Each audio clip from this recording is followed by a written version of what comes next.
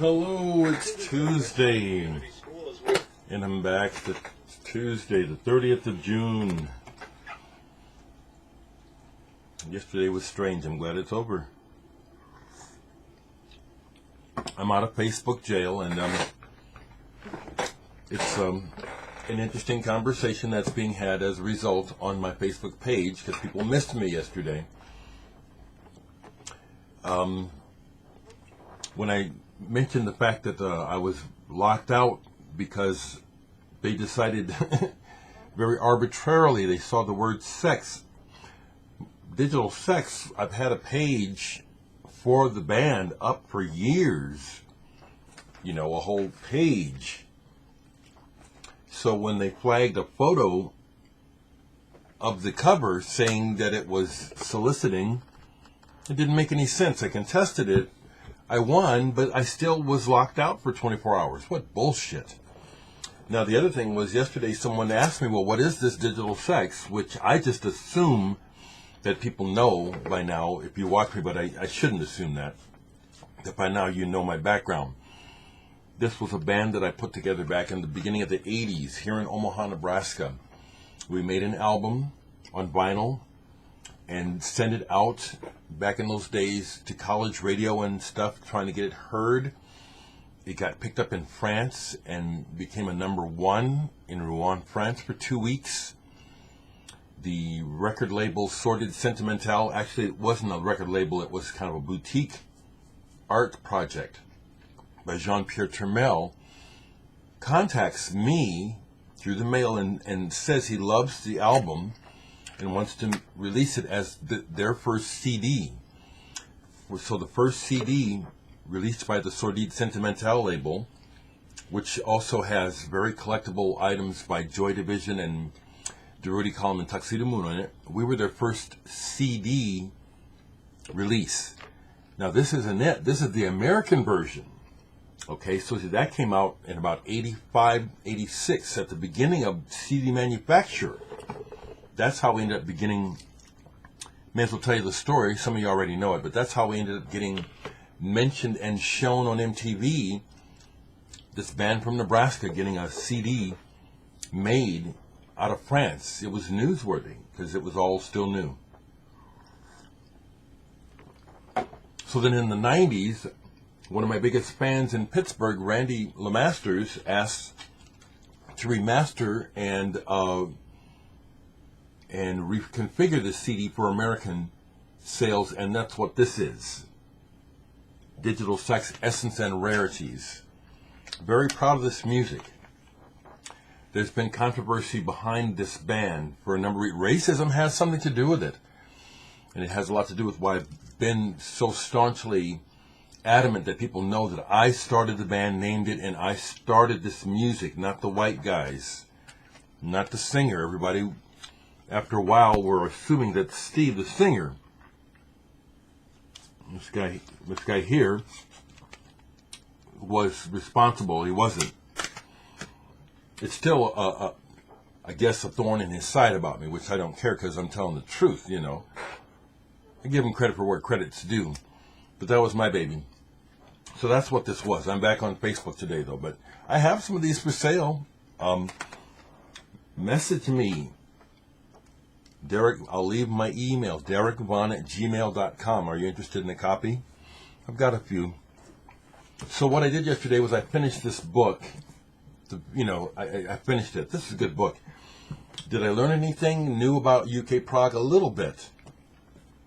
I learned that Don Cherry was involved in the first version of Gong while they were in France. Really, when I think about it, it's no surprise that Don Cherry would be involved in Gong from the beginning. Good book. Caused me to listen to a lot of records and music I hadn't listened to in a long time. But what I'll share before I go is yesterday I received a couple of gifts. These are gifts, not for review. This is from a Gordon, I believe. I'd have to look up the email. But it was a thank you. It's a thank you. He sent me this Ryuichi Sakamoto playing the piano, autographed. This is my third autograph from Sakamoto. I've never met autograph, but people have sent me autographed stuff. from Sakamoto, knowing how much I love his music. Thank you so much. I'm pretty sure it's Gordon. The notes right here. But I love Sakamoto, and I've already listened to, particularly Out of Noise, because I didn't have that album yet. I love his ambient work. I love all of his work. His touch on the piano is so divine. Thank you so much for the Sakamoto, playing the piano. Enjoy. I love Sakamoto. And then the cat that calls himself the Golden Gonk sent me more music, and I did listen to some of it yesterday. Golden Gonk. This is very interesting to me. This guy, from what I can tell, is completely operating independently. I would never have found out about this guy if he hadn't gotten a hold of me. He sent me another Gonkpilation, number 8. This is good. This is why I like this. Doing what I'm doing is because I learned a long time ago that the best music is not in the mainstream. The best music is not being played on the radio.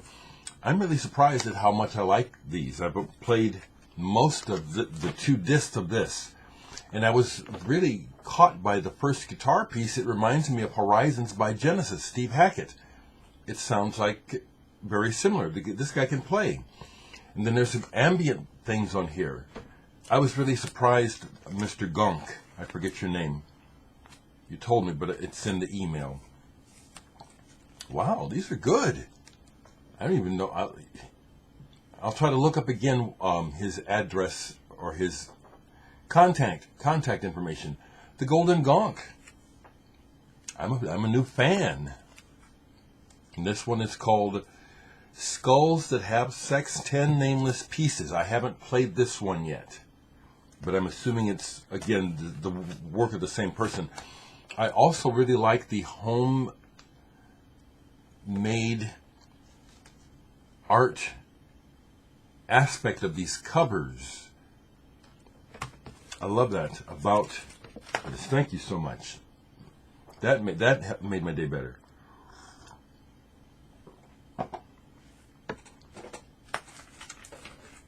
So in relation to the book, a couple things that are still sitting out because I've been putting records away. I hadn't played Wish You Were Here by Pink Floyd in a long time. And this is what's funny, because you don't, in life we don't know what we have a lot of times. When this came out, I got a